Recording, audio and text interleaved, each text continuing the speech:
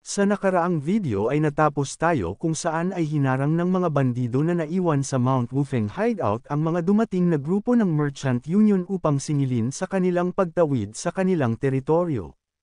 Sa sinabi naman ng kapitan ng Waryong Manor na si Yon Budo, ay sinabi naman ng isang bandido na mukhang naglalakbay ang mga ito ng may kasamang mga gwardya dahil sa isa pa ding mga merchant ang mga ito. Ngunit ang titulo na mayroon ang kasama nito ay madali lamang nilang aalisin. Kaya naman ay inutusan na lang niya na magbayad ang mga ito kaagad ng kabayaran sa pagtawid sa kanilang teritoryo at umalis habang mabait pa sila sa mga ito. Sa kabilang banda naman sa Crouching Dragon Estate, ay nagtatanong si Mobek sa kanyang ina na kung ano ang ginagawa nito, dahil sa ipinadala niya ang mga bagong kasapi sa kanila, ang mga gwardya para sa mga grupo ng merchant nang hindi ito ipinapalam sa kanya. Dagdag pa nito na ang mga bata na iyon ay masyado pang malayo upang maipadala bilang mga gwardya dahil sa mga kakulangan sa mga kasanayan. Nang bigla naman na nagalit ang kanyang ina at sinabi na nagsasalita na naman ito ng mga walang kwentang bagay, dahil kung siya ang masusunod sa bagay na ito ay kailangan pa ba nilang magantay bago tuluyang matuto na mabuo ang kanilang mga kasanayan.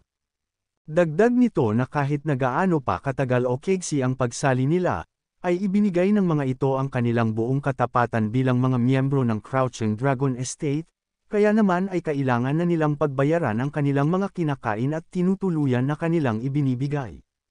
Ngunit nang magdadahilan pa ang anak nito ay mabilis niyang sinabi na kalimutan na niya ang bagay na ito dahil sa nakapagdesisyon na siya, kaya naman ay wag na niyang ipapaalala pang muli ang usapin patungkol dito. Dagdag pa niya na alam nito na mag-aalala siya sa bagay na ito. Kaya naman ay ipinasama nito ang kanyang pinsan na si Yon Mudo upang mamuno sa escort mission na ito.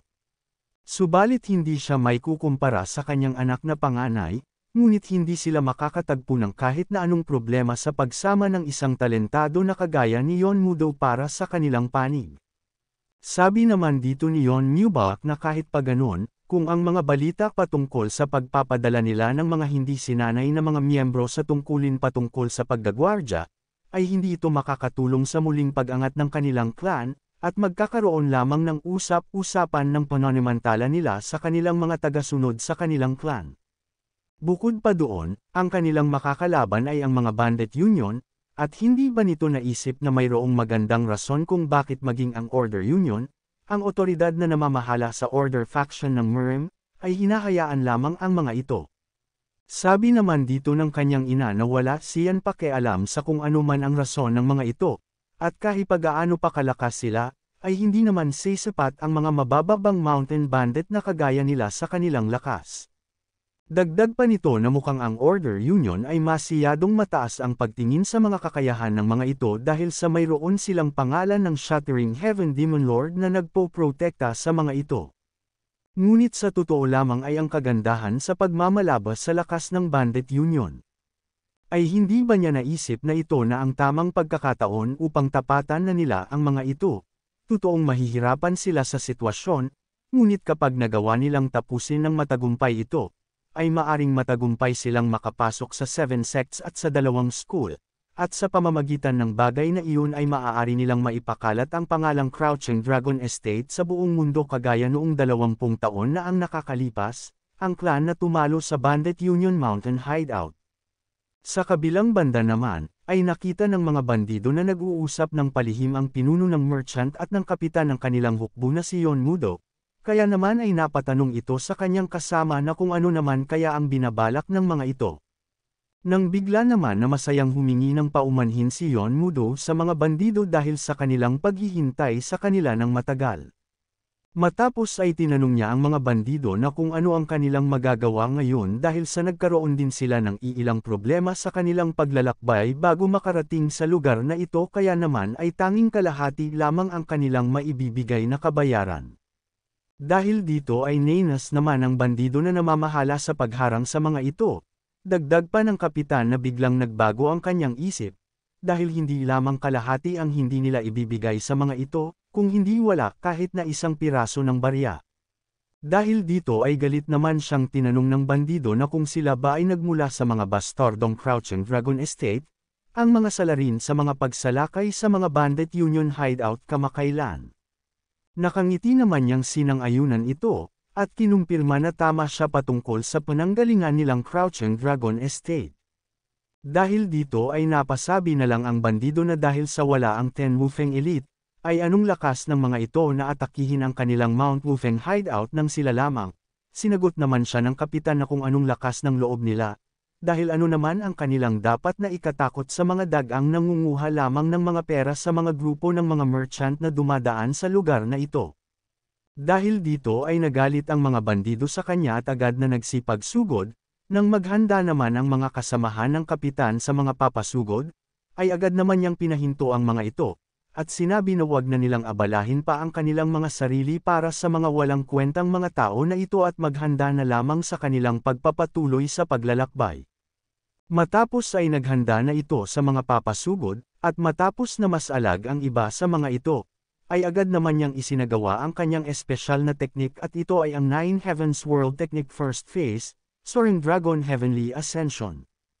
Matapos ay bigla naman na natigilan ang natirang bandido, ngunit agad naman siyang nilapitan ng kapitan at sinabihan siya na masyado pang maaga upang mamangha sa kanya, kaya naman ay mabilis niya din itong inatake.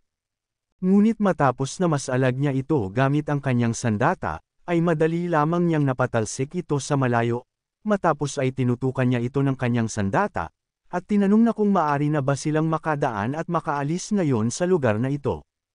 Matapos na makita ang sitwasyon ng kanyang mga kasama, ay wala naman na itong iba pang magawa kung hindi ang menace na lang, kaya naman ay sinabi niya dito na hahayaan na muna nila sa ngayon na hindi sila kuhanan ng kabayaran, ngunit nilinaw nito na sa susunod ay hindi na nila ito hahayaan pa at itatak niya ito sa kanyang isipan.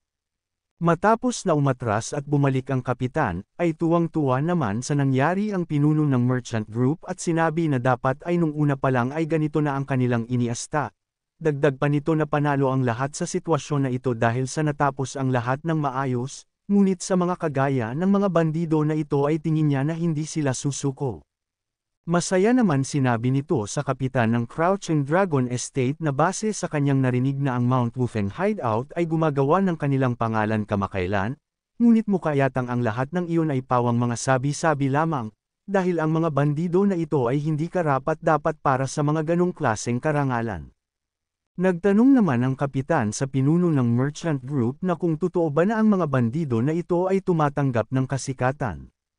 Ngunit para sa kanya ay mukhang nag-iingay lamang ang mga ito, dagdag pa nito habang sinasabihan ng bandido na kasama ng ating bida na maiintindihan niya lamang ang 10 bagay matapos na matuto ng isa, at masasabi niya ngayon na kung anong klaseng level lamang ng mga basurang bastardong ito na kung tawagin ay bandit union o kung ano pa man ang kanilang tawag sa mga ito. Nang bigla naman itong nagsalita at sinabi na tapos na ang mga nangyari, ngunit ngayon lamang ang mga ito makakalagpas sa kanilang teritoryo ng libre, dahil sa magiging ibang sitwasyon na kapag ang kanilang mga Ten Wufeng Elite ay magawa ng makabalik at magkikita ulit sila, siya na isang demonyo. Sa sinabi niyang ito ay napangiti naman ang kapitan at tinatanong siya na kung sino ang sinasabihan niyang demonyo, dahil nais lamang niyang umalis dito ng tahimik at maayos ngunit ang mga sinasabi nito ay hindi niya nagugustuhan, kaya naman ay masaya niyang sinabihan ito na ipagpatuloy lamang niya ang kanyang pag-iyak, dahil sila ay mga talunan. Dagdag pa nito na bukod sa lahat ng mga bastardo na nagbanta sa kanya, ay wala pa siyang nakita na kahit isa sa mga ito, wala ni isa, ang nakagawang bumalik at makapaghig-antay sa kanya. Sa kabilang banda naman sa grupo ng ating bida ay nagmamadali ang mga ito na tumakbo sa isang abandonadong bahay upang samilong dahil sa biglaang pag-ulan, habang papasok ang mga ito ay napapasabi naman ang isa sa kanila na labis siyang nadidismaya dahil sa kung kailan malapit na sila sa kanilang Mount Wufeng hideout ay bigla naman na nangyari ito. Sabi naman ng kanilang ikalawang kapatid na magpasalamat na lamang sila dahil sa mayroon pa silang nasilungan, dahil dito ay sinabi ng kanilang pinuno na dito na lang sila magpapalipas ng gabi at aalis bukas ng maaga. Ngunit hindi naman maganda ang pakiramdam ng dalawang babae na kasama nila, sabi ng mga ito na ang lugar na ito ay mukhang nakakatakot, na para bang may multo na magpapakita sa kanila anumang oras, nang bigla naman na nagsalita si Yanggak at tinatanong si Cheon na kung anong multo ba ang sinasabi nito. Dagdag pa niya na maghintay siyang umabot sa edad na 60 taon at mas lalo siyang matatakot sa tao, at hindi ito makakarinig ng kung sinong namamatay sa ganitong klaseng lakas ng ulan. Dahil sa sinabing ito ni Yanggak ay agad naman siyang nakatikim dito dahil sa pananakot na kanyang ginagawa. At habang nagpapatuloy ang dalawa sa pag-aaway ay pinakikinggan lang ito ng ating bida. Nang bigla naman na napasabi ang kanilang pinuno na kung maayos kaya ang ginagawa ng kanilang ibang mga naiwan na kasamahan sa bandido sa ganito kalakas na ulan, ngunit sabi naman dito ng ikalawa nilang kapatid sa bandido na maliit na bagay lamang ito para mag-alala sila. Makalipas ang ilang mga sandali sa malapit sa lugar ng pinagsilungan ng grupo nila Yonjuka, ay may grupo ng mga taong nakamaskara na may mga bitbit na kung ano ang patungo sa lugar ng ating bida. Matapos na maramdaman ito ni Yonjuka, ay agad niyang sinabihan ang lahat na tumahimik dahil sa may isang grupo ang patungo sa kanilang kinaroroonan, kaya naman dahil dito ay ang lahat ay nagsipaghanda. Nang makarating ang mga ito ay agad naman nilang sinipa ang pintuan ng abandonadong bahay, at agad na pumasok, ngunit nagulat ang isa sa mga taong nakamaskara, dahil sa nakita na niya ang grupo ng ating bida na sumalubong sa kanilang pagpasok, nang makita ito ng ating bida, ay bigla naman itong napatanong na kung ano naman kaya ang lahat ng mga sako na kanilang dala-dala, at parang ang mga ito ay gumagalaw. Kung umabot ka na sa parte ng video na ito ay maari lamang na i-click ang like at super thanks sa baba bilang pagsuporta. Maraming salamat. Matapos ang ilang sandali ng pagpapakiramdaman ng dalawang grupo sa ikikilos ng isa't isa, ay bigla naman na nagtanong ang isa sa mga nakamaskara patungkol sa pagkakakilanlan ng grupo nila Yonjuka. Ngunit bigla naman na nagsalita ang ikalawa nilang kapatid at sinabi na sila ang dapat na magtanong sa mga ito patungkol sa kanilang pagkakakilanlan dahil sa sila ang naunang nagtungo sa lugar na ito upang magpalipas ng ulan, at sinabi na anong lakas ng loob nila na maunang magtanong. Dagdag pa nito na base sa kanyang nakikitang bitbit ng mga ito na sako, ay sigurado siya na mga magnanakaw ang mga ito, kaya naman ay tinanong niya ang mga ito na kung kanino sila nagtatrabaho. Nang napansin ulit ng ating bida na gumalaw ang mga sako na kanilang mga dala-dala, kaya naman sa isip nito na sigurado na ang laman ng mga ito ay tao, maging ang kanilang ikalawang kapatid sa bandido ay napansin na din ang paggalaw ng mga sako. Kaya naman ay tinanong niya ang mga taong nakamaskara na kung sila ba ay mga kidnapper. Ngunit hindi naman sumagot ang mga ito, bagkus ay inilabas ang mga sandata nila upang maghanda. Nang makita ng isang nakamaskara ang mabilis na kilos ng mga kasama ng ating bida, ay sa isip nito ay ang mga paggalaw ng mga ito ay hindi kapani-pani walang sabay-sabay, at mukhang ang mga ito ay hindi mga ordinaryo, at lalo na ang batang kulay pula ang buhok, dahil ang aura nito ay hindi biro. Kaya naman ay tinanong nito ang pangalan ng ating bida. Ngunit sinagot naman siya ni Yonjuka na kung gagawan ba niya ito ng kanyang lapida kung sakaling sabihin niya dito ang kanyang pangalan, dahil kung hindi, ay kalimutan na niya ang patungkol dito at mabilis nilang tapusin na ito. Dahil dito ay agad naman na sumugod ang mga ito sa grupo ng ating bida habang sinasabi na anong lakas ng loob ng mga ito na umakto ng walang pakundangan at walang kahit na anong mga takot sa kanilang mga buhay. Matapos ay agad naman na sinalag ng mga kasama sa bandido ng ating bida ang mga pagsugod ng mga ito, at sinugod ang naiwan na isang nakamaskara, dahil dito ay nagulat naman siya sa nangyari. Kaya naman nang makalapit ang mga atakeng ito sa kanya, ay agad niyang iniangat ang kanyang sandata at iniharang sa mga ito. Matapos ay napatanong ito sa kanyang sarili na sinong mag-akala na mayroong mga halimaw, ang nagpapahinga sa bakanteng bahay na ito upang magpatila sa ulan. Nang bigla naman itong natigilan dahil sa kanyang nakita, dahil sa papasugod patungo sa kanya ang pinuno ng Mount Wufeng hideout, ngunit gamit ang isang pag-atake ay matagumpay niyang nasalo ito. Matapos na mapatalsik dahil sa natamo niyang pagkakapinsala, ay agad naman na nakatayo ito. Hindi naman makapaniwala si Yanggak sa kanyang mga nakikita, dahil ang mga enerhiya na ipinapalabas ng mga ito ay kaparehas sa mga nakatagpo nila noong patungo sila sa Bandit Union Tournament. Ang mga bastardong gumagamit ng kakaibang martial art, bukod pa doon ay ipinakita din ng mga ito ang kanilang piling-pili na klase ng kanilang martial arts. Ngunit sabi nito na ang kakaibang nakakatakot na ipinapalabas na enerhiya at maging ang kakaibang mga sword technique ay hindi pa niya nakikita noon, kaya naman ay sigurado siya na kaparehas lamang ang mga ito sa kanilang nakalaban noong nakaraan. Nang bigla naman na nagsalita ang kanilang pinuno at naiinis dahil sa hindi pa siya gaanong magaling kaya hindi niya napuruhan ang isang iyon, Sa isip naman ni Yanggak na tiyak siya na mahihirapan sila na kaharipan ang mga bastardong ito, mahirap para mailagay sa alanganin ang kanilang mga buhay. Nang biglang sumugod ang mga kasama nito ay napasabi na lang si Yanggak na mukhang mabilis na lumakas ang mga ito sa kaunting panahon lamang, kaya naman ay napapatanong siya na kung sa ganitong kalagayan kaya ay nahabol na nila ang kanyang lakas, siya na si Shin Yanggak, ang sweet-tongued hidden sword, siya na humawak sa buong Henan province. Nang bigla naman na napahinto ito dahil sa may sumugod sa kanya nang hindi niya namamalayan, sabi naman ng sumugod na uunahin na nito ang matandang nasa kanyang harapan, kaya naman ay sunod-sunod niya itong inatake na madali naman niyang naiilagan. Dahil dito ay naiinis naman siya dahil sa nagawa niyang ibaba ang kanyang depensa, ngunit sa kanyang muling pag-iisip, ay muli siyang inatake nito na matagumpay naman niyang sinalo, kaya naman dahil dito ay napasuka ito ng dugo. Dahil dito ay nagulat naman ang kanyang mga kasama, ngunit bigla naman na malakas na ibinagsak ng ating bida ang kanyang paa sa sahig, upang mawasak ang lupa sa kanyang kinatatayuan, kaya naman dahil dito ay napatalsik ang umatake sa matandang si Shin Yanggak. Matapos na makatayo nito mula sa kanyang pagkakatalsik, ay kitang-kita ang lakas ng ginawa ng ating bida na pagwasak sa lupa patungo dito. Sa gulat ng mga kasama nito ay hindi sila makapaniwalang napapatanong na kung anong klaseng martial arts naman kaya iyon, at sino ang batang iyon. Matapos ay tinanong ng ating bida ang mga ito na kung ang pagkuha ba sa mga tao ay hindi pa ba sapat sa kanila at kailangan pa ng mga ito na maglakas ng loob na saktan ang kanyang itinuturing na pamilya.